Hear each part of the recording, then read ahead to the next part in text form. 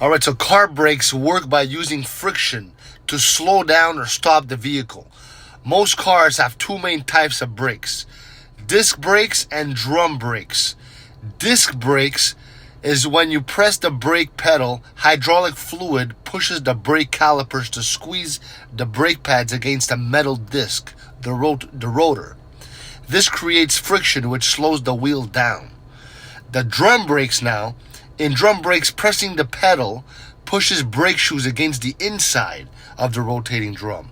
This also creates friction to slow down the car. Both systems convert the car's kinetic energy or motion into heat, which is why brakes get they get very hot after you use them. Most modern cars use power brakes, which means a vacuum or electric assist helps apply more force, making it easier to stop the car with less effort on the pedal. Regular maintenance like checking the brake pads and fluid is important to ensure brakes work effectively and safely. So that's how brakes work, baby!